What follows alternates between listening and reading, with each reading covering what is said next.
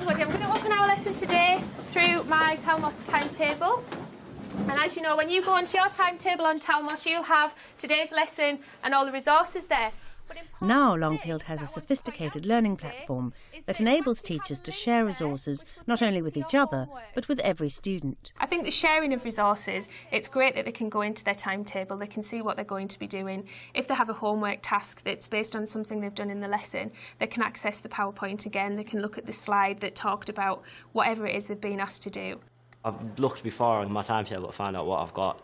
And if it's something you don't really know about, then you can go off and do a little bit of research before the lesson, so you feel like you're a bit more confident when it comes around to the lesson. So today, by the end of the lesson, I want you to understand what a quest narrative is.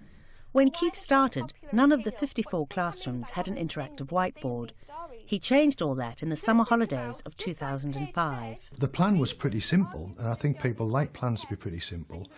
During the summer, we decorated all of the classrooms, we ripped out all of the blackboards, we put in whiteboards, we put a PC on everybody's desk, we put 250 machines around the school for the children.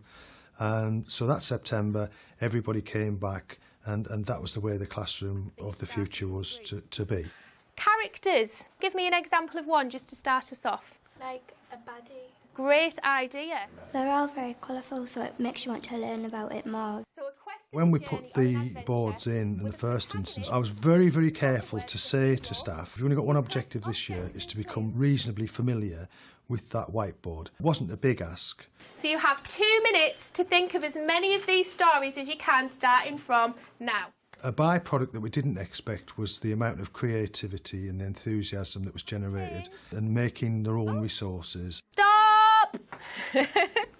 Excuse me. One of the things that I wanted as head of department was to achieve a level of consistency of teaching and learning. For example, with things like assessment. Today's lesson, as a plenary, I'm using something we call plenary pyramid. We may have a resource like this ready. Somebody else can go into my timetable or my plans, they can access the resource, but they can also tailor the resource for their own class.